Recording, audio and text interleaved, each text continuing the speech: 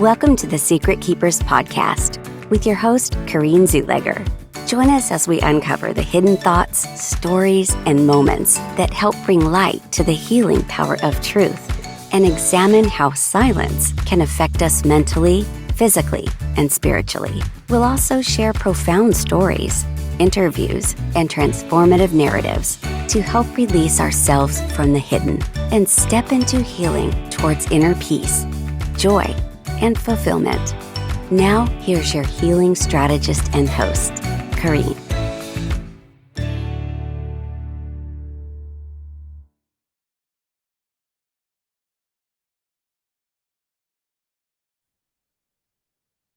Welcome to the Secret Keepers podcast. And today I have the very, very special Sarah Bondar as my guest. And she is going to tell you all about her, but I just want you to know that she is freaking amazing. Well, thank you. So I am Sarah Bondar, and I like to tell people that I am a full-time attorney by day, and that's a newer career field for me. We can dive into that, of course, but full-time attorney by day and an entrepreneur by night. I have kind of a couple different passion projects that I focus on, but the overall resonance of those projects would be that my goal, my purpose here in life is to provide holistic healing and health resources to the community. And this stemmed from my own journey and my struggle with healing myself, and a focus on trying to fix everybody else instead of myself. And so in that, I learned how to facilitate Reiki, facilitate breath work. I am a yoga teacher, although I don't teach regularly. And I like to say that I am a left-brained attorney with a right-brained heart. So I am a little woo-woo, but also very legal as well. So you sound like a really well-rounded, is what I'm hearing. Um, yeah, unintentionally, I suppose that would be a good way of putting it. I've coined myself as a lifelong learner. And so once I learn and master something, I want to move on to the next thing. There's so many different things that pull at my heart, that I just want to share with the world. Yeah, I think we share that in common. Experiential learners, right? We kind of get in there, see if how this thing works for us. If we love it and have amazing results, we're of course going to shout it from the rooftops. But we've experienced it, right? So if somebody comes to us and says, "Hey, have you ever tried it?" Statistically, the odds are pretty good we have. And then it's like, "Oh, yeah, I have," or maybe I haven't, but then we can help somebody steer their ship too, right? That's Yeah, helpful. definitely. Well, very good. So you touched a little bit on, um, that you were a person who was always trying to fix things for other people, and that took you kind of on a journey of, geez, I'm doing this for everybody else, but I haven't been taking very good care of me.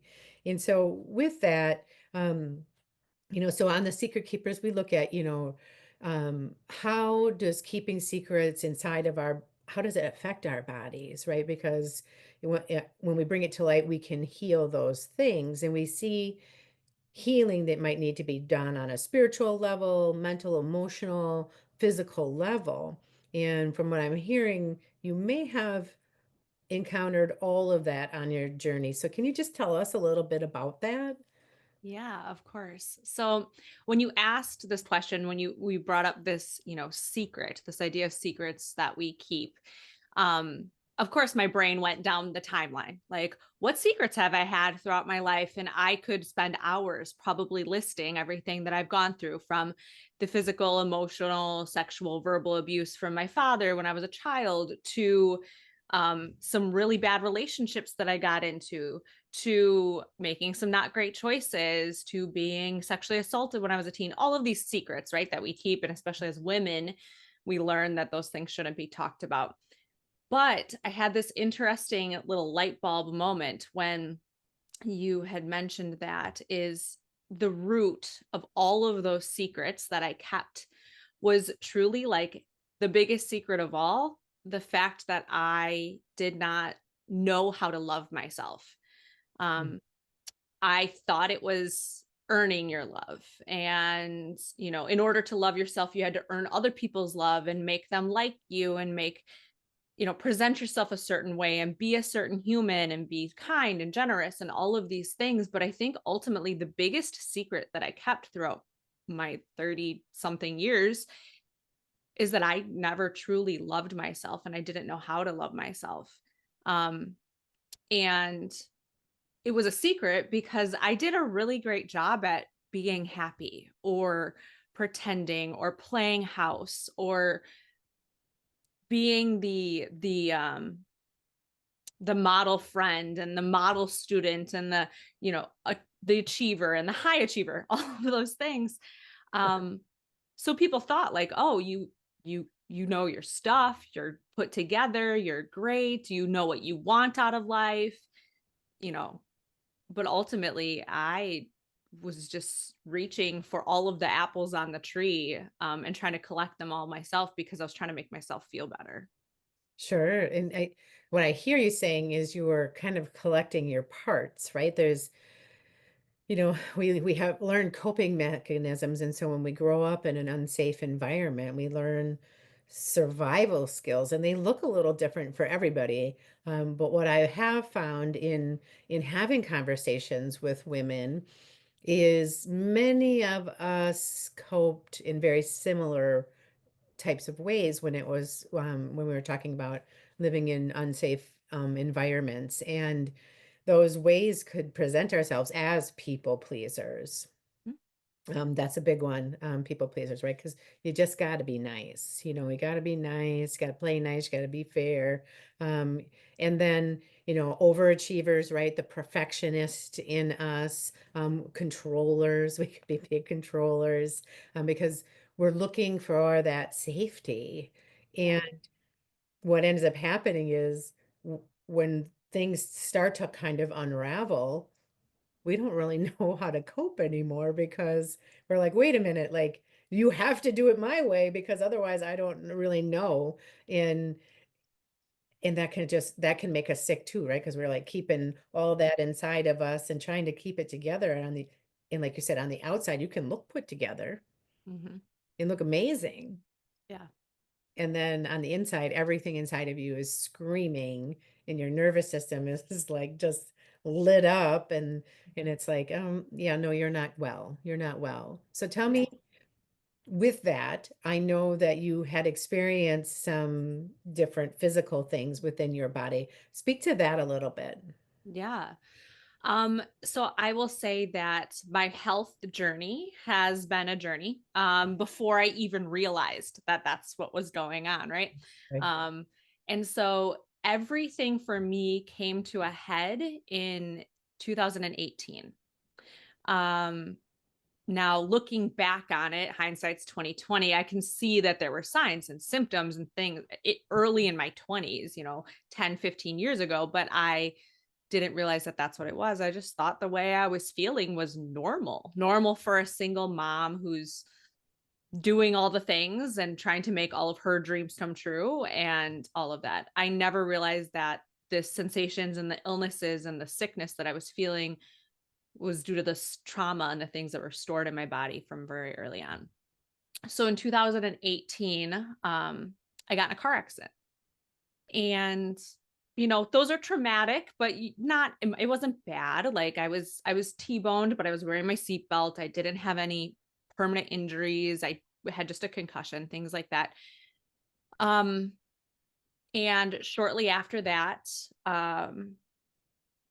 my relationship that I was in at the time fell apart. Now it was falling apart many, many years before that, but it like officially came to a head at that time.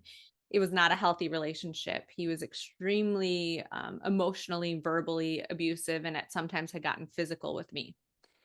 And this was very difficult because at that time I was a 911 dispatcher and a police officer. Okay. So how do you walk into work and counsel other people on the phone or in person, telling them to leave their, you know, abusive husband or the DV incident that I just responded to and put somebody in handcuffs in, And then I go home and I'm dealing with the same stuff. Sure. Oh my goodness. So of course, like I didn't share that with really anyone. People knew there were issues in our relationship, but never really knew how bad it was. And after the car accident, everything kind of came to a head with him. And I decided that it was time for me to leave. I had to get some funds together, things like that, so that my daughter and I could be on our feet. But also during that time, my health really started to deteriorate. I was working a lot more than any person should, probably close to 100 hours a week, between being a police officer and a 911 dispatcher. As you can imagine, those fields, overtime is plentiful and you can work as many hours as you want. Sure. And I really started to see it affect my work. So I would go into work and almost be like a zombie. Like I was going through the motions, but I wasn't present. I was not there. I started to have debilitating migraines that would take me out the entire day. I started having extreme fatigue and like body aches and pains that I couldn't really describe. I just knew something wasn't right. And I, unfortunately, at the time had reached out for help from my employer and never really received that help. Okay. I ultimately ended up getting let go from my full-time job as a 911 dispatcher because my health had gotten in the way and I wasn't receiving any sort of therapy, counseling. I was trying to switch the shifts I was working to be like a more normal human, and Sure. nothing was provided to me. And looking back on it at the time, of course, that felt like my world was crashing down, but it actually was a blessing in disguise. Mm. After that occurred, I started to take my mental health and physical health much more seriously. And so I really started diving into some spiritual work. Started with reading one book, and then I just jumped off a ledge after that. And I haven't come back since. So, Okay, tell us, what book was it? so it was actually a book by Rachel Hollis called Girl Wash Your Face. Okay. Okay. And I know everyone has their own opinion on her, but I adore her. And the way she delivers her messages are so human that it made me feel normal. Oh, that's good. Yeah, I mean, I think everybody has that one book where maybe they started that were like, oh, this kind of woke me up. And that's what I'm hoping this podcast will do is kind of wake somebody up. And I have a couple questions for you in regards to, when I want to backtrack to when you were living in this relationship that was really unhealthy. Um, Speak to me about the emotions you were feeling, so like kind of name those emotions, and then also the emotions that you were feeling when you got fired from this job that you were kind of bending over backwards to do a good job for, and then they fired you. So let's talk about like what kind of emotions were getting kind of dumped into your body at that time. So I will say I have always, we talked about coping mechanisms earlier. I've always been really good I'm a stuffer. So I stuff those emotions down. So at the time, I don't even know that I realized what emotions I was feeling about all of this until Okay. I got into therapy and unpacked it. But there is a lot of shame and guilt, associated with especially being this strong, independent woman who's a police officer and a 911 dispatcher to returning home to a man that I was afraid of. And I didn't know how he was going to react. And I didn't know who he was going to show up as because he had his own demons he was dealing with. He had some drug issues and things like that. And then there was a lot of like self-blame Sure. because at first, when he and I started dating, I knew he had a history, especially of substance abuse. But at the time, he was clean. And so I was like, okay, he's going to stay clean for me. Sure. We're going to be happy. This is going to work. And I didn't actually realize that he was using again until right around October, November 2018, when everything kind of started to fall apart. Sure. I realized it because I was prescribed some pain medication for the car accident and they went missing. Oh boy. Okay. So that was kind of where I was like, oh, something's going on here. And so then there was a lot of like, how could I have ever missed this? How could I, a lot of self-blame, a lot of guilt, a lot of shame. And then when I got terminated, a lot of those feelings that were already there, the blame, the shame, the guilt, um, resurfaced in a much stronger fashion. Like I had never been terminated from a job before, especially one that I cared so much about. It's a public job. Everyone knew what happened. I lost friends over it, like all of this sort of stuff. And then it turned into like panic and despair and how am I going to move forward in my life? This was supposed to be my career. What am I going to do? No one's ever going to want to hire me again. You just start spiraling, right? Ah, thoughts are really powerful, right? Because Yeah. here it was the thought, and I use the analogy of, when you get a tire stuck in the mud and Mm-hmm. you're trying to gun it to get out of the, being stuck. Essentially, that's what we do as humans, right? We're in this stuck feeling, the stuck thought process, and so we're kind of gunning it, and the tire is spinning over and over, and every time we have that thought of, geez, that shame feeling, or the thought of the guilt feeling, or then stuff, it gets stuffed down, and the tire is spinning and the tire is spinning, and now we have a whole new belief system because we've thought it so many times that it has to be true, and then your body starts to respond to it Mm-hmm. because your body's like, well, this doesn't really feel good inside of me, this thought, and then it creates the thing that you Yeah. exactly don't want to Yeah. happen. And but okay, so you get fired from this job and you read this book from Rachel Hollis and you start to make a pivot, right? So your transformation process is beginning. Mm-hmm. So how walk me through that journey. Oh my gosh. It almost feels like a blur now, but I will say that I realized something needed to change with me. Um, I started to take radical responsibility for things. So like when I first, it was as simple things as like when I first got let go from the job, I would just say that I no longer worked there. I never like took Mhm. ownership of the fact that I got let go. I got terminated. And there was that shame and guilt creeping in there again. And so starting to take radical responsibility for my life and what had occurred.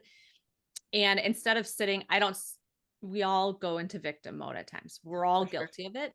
But I have never been one to sit in that. I've always been like, okay, this happened. Now what?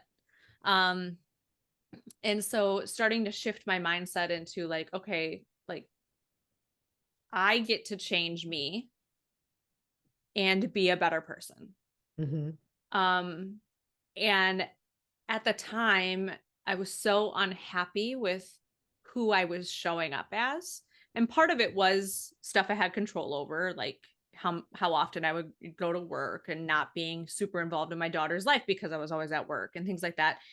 And some of it was stuff I didn't have control over, like my health and all of that was kind of deteriorating at the time. But I remember shortly after reading Rachel Hollis's book, I looked in the mirror and I weighed the most that I ever had. I didn't even recognize myself. And I was like, I just don't want to be this person anymore. Like Yeah. I don't want to wake up every morning wishing I didn't wake up. I can relate to that. Yeah. And I was like, I know that I have to wake up and I get to wake up because I have this beautiful daughter to live for. Mhm.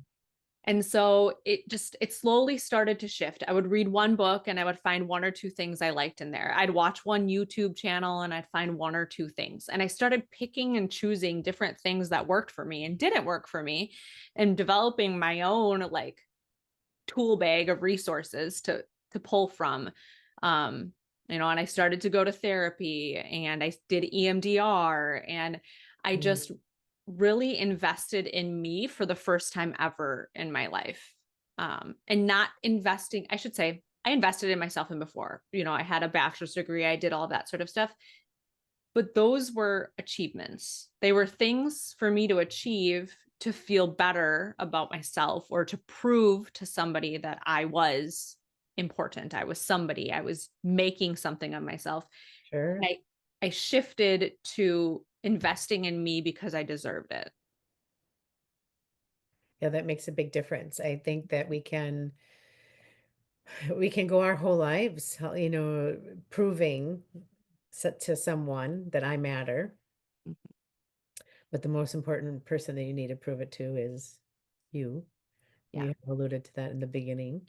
Um, and achievements are external, Mhm. right? And we need to align internally with our worth and our value. But boy, what a journey it is. Definitely. You had talked about like breath work um, and the yoga. And did you say you were sound healing? Yeah, sound healing, right? No. No, my husband is sound healing. I am Reiki 2 Reiki. practitioner. Reiki.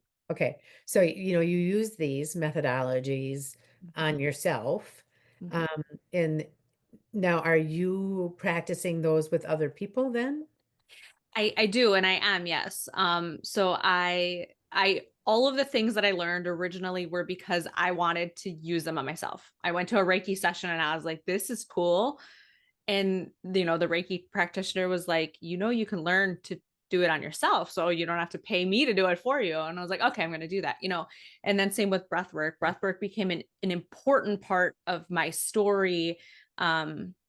So fast forward a little bit, I moved out of that relationship. I left that relationship and I met my now husband. Well, I had already known him. We worked together, but I realized or found out that he was single at the same time I was single. And so we started dating. And I would say when we started dating, it was not love, it was trauma bonding. We both had been through a lot of stuff. Um, that we hadn't dealt with. I was just starting to deal with it. And he was still in like the denial phase that anything was wrong and he was almighty in all things. And so our relationship was not good for a really long time, even after we got married. There was actually a period about 2.5 years ago that I moved out and I was not living with him because things had gotten so bad. And this is when I was deep in my work and my healing journey. And he was very resistant to that, right? Like, Yeah. scared as to what was going to happen. Was I going to change? Was I going to be someone different? Was I not going to love him anymore? So he had his own stuff he had to deal with. And fast forward, he finally started diving into the work a little bit. As I said, he's now a sound healer. So he did a 180, basically, like not believing in any of this stuff to now practicing it with me. And that is what shifted our relationship to the point that I came back home and we're better than we have ever been. But he That's has so been I right. know. So just think about like, what it would take because what I hear anyways is that you were really modeling, hey, like this stuff works and I'm in this, like, I do want to be married and right, I would love to see you learn and grow too, right? Yeah. I mean, it's like, but the stuff works. Yeah. Yeah. Yep. And it took some I don't even want to say convincing because I stopped trying to convince him, but some of him actually seeing that, Yeah. seeing that I wasn't reacting the same way when he would try to push my buttons, seeing that I was not screaming and yelling in a reactive sense, but just sitting and listening. And then when it was my time to talking and, really both of us diving deep into where our limiting beliefs and those nasty thoughts we have come from and realizing and separating that it had nothing to do with him or nothing to do with me and his relation and his mind. Um, and yeah, I will say our story is not for everybody. There were points in our relationship where it was really unhealthy and probably unsafe. Mm. And so I don't ever want to make people feel like they should stay in situations like that. But what I will tell people is you get to know what is right for you. And so when everybody was telling me to leave and never look back, I knew that wasn't right for me and him. I knew there was more. Oh, I just got the goosies when you Yeah. said that because it's like right? That internal knowing, right? You have your connection with source. And so you're like, listening, right? Just really deeply listening. Because when you are doing Reiki and you're doing breath work and you're in this type of, those modalities take you into a nice, quiet, peaceful space where you can listen to the inner guidance. And that Yeah. inner guidance was saying to you, this is salvageable. Yeah. Yeah. And that's my goal when I facilitate these things with other people. It's not to show you my way of doing Yeah. things. It is to show you that you know your way. Yeah. And what's possible, right? Because we that's the beauty of everything is when we have traveled a journey, we get to be the model of what is possible. So what is possible is putting in the work and doing the thing when you have a partner who is equally as willing. And so like, to what you had said is, not everybody is going to have the partner who's willing to do those things and make those changes. And then you have to discern, if this is an unsafe environment, the best move for me is to get out. And especially, if there's, young people in the same environment and, preserve their safety and your own safety. Yeah. And you kind of do a little bit of that too with your other career that you got into. Let's talk about Yeah. that a little bit. Let's talk about that. So after I got terminated from the 911 dispatch job, I loved police work. I really did. But in the climate as the way it is, especially as a female officer, it just wasn't feeling aligned for me anymore. And so I was like, okay, now what? What do I do now? And at the time, my husband, who was my boyfriend at the time, was like, well, what have you always wanted to do since you were a little girl? Obvious answer was be a pop star, but that was never going to happen. So it was like, oh, Oh, I mean, I grew up watching Britney Spears. Everybody wanted to watch. So then, it was like, okay, well, I always wanted to be a lawyer, but I always thought that law school was too expensive. Like there was no way that me, the way I was raised, and now as a single mom, was going to be able to afford law school. And so I dove into that idea by starting to work in a law firm. I was like, okay, let's see how this goes. After about 3 months of working there, I realized that, at least with this specific attorney, I probably could have done her job better than her without going to law school. And it's no jab against her. She's a great human. She has a lot of experience, but she probably should have retired a long time ago. okay. And so I was like, all right, well, now that I know what I know I can do this and I'm going to do it. And so I Yeah. applied to law school. It took me 2 times. So I tell people don't ever give up after the first time, because the first year I applied was the year of COVID and they had reduced admissions. And so I was too far on the wait list to be accepted. Second year I applied and I got in. I completed law school and now I'm an attorney. And it is better than I ever could have imagined.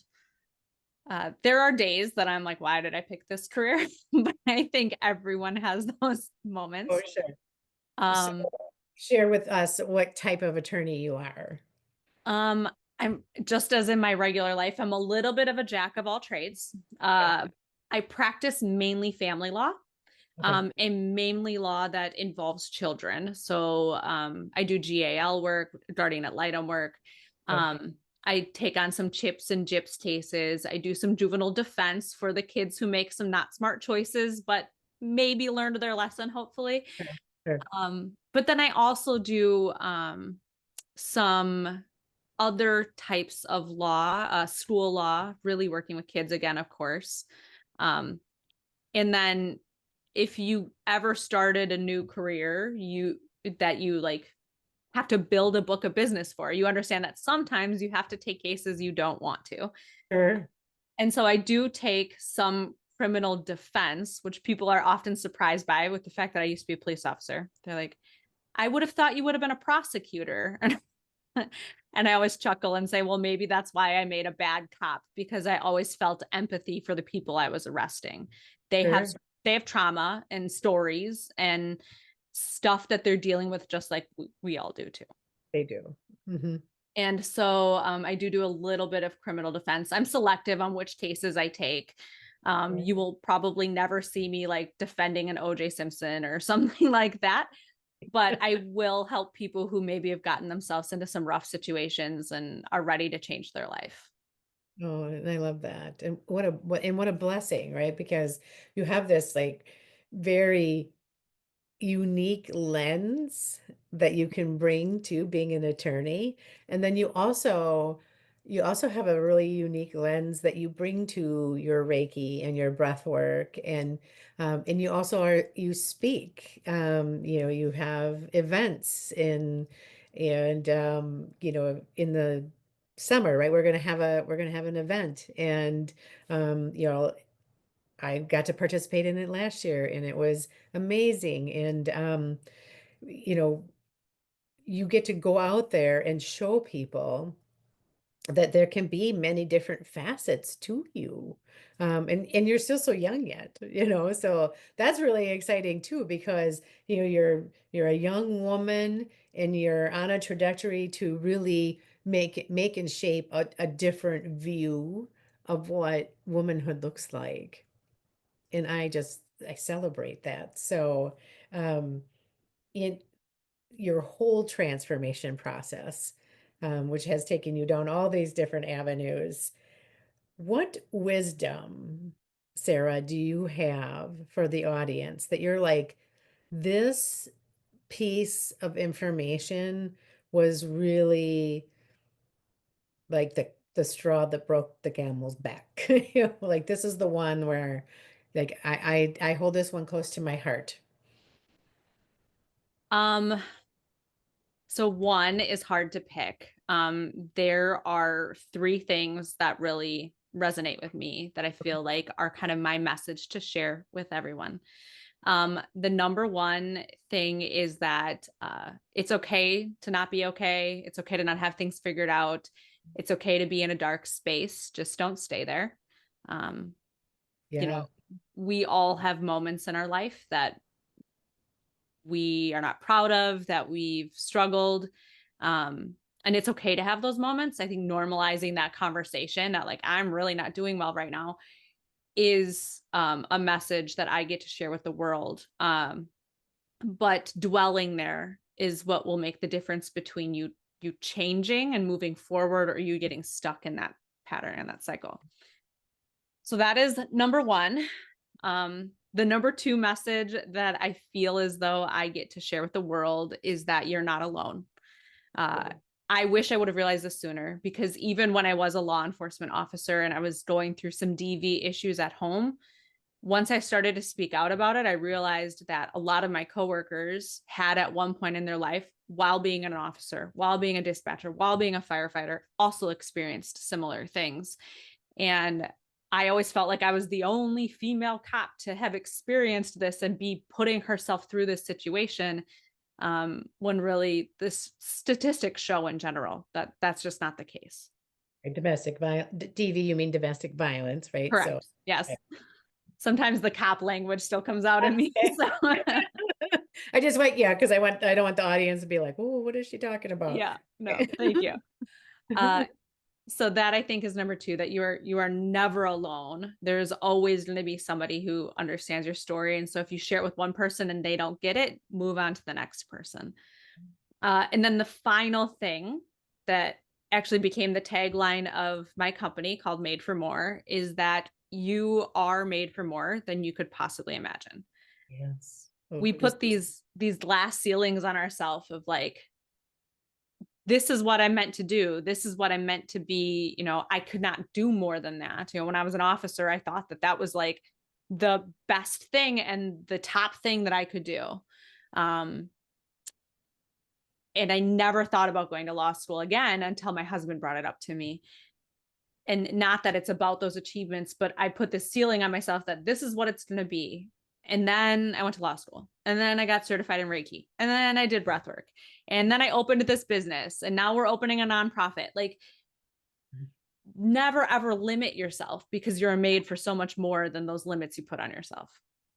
Oh, I love it. You get to answer the call, right? It's like you get that little inkling inside of you that's saying, hey, and I've learned from my mentor that you, when you get that inkling, when you get that little nudge inside of you, that means you already have everything it takes to achieve it.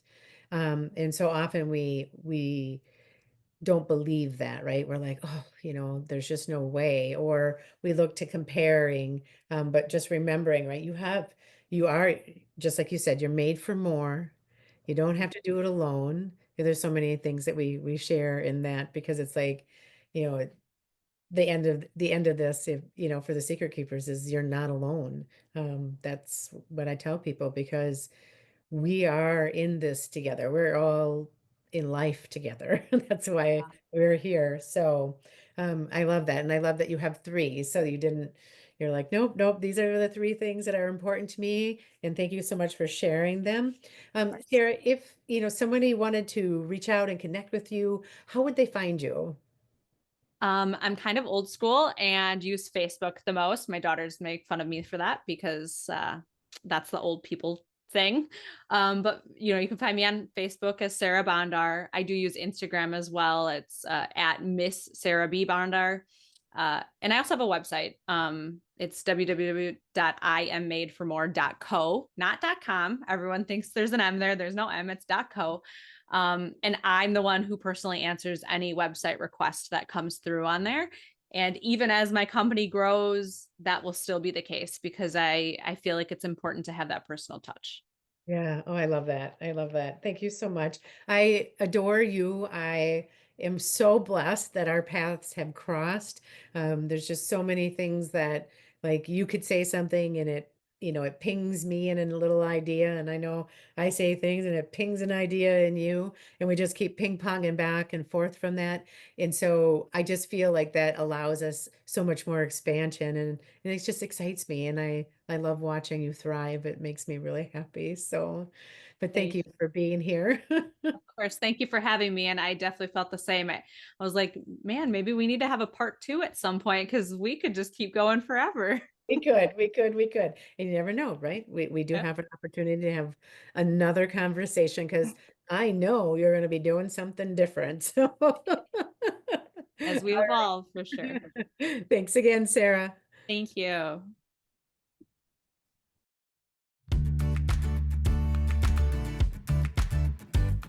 Thank you for joining the Secret Keepers podcast. If you found this episode helpful, please give us a like and follow so we can invite you back.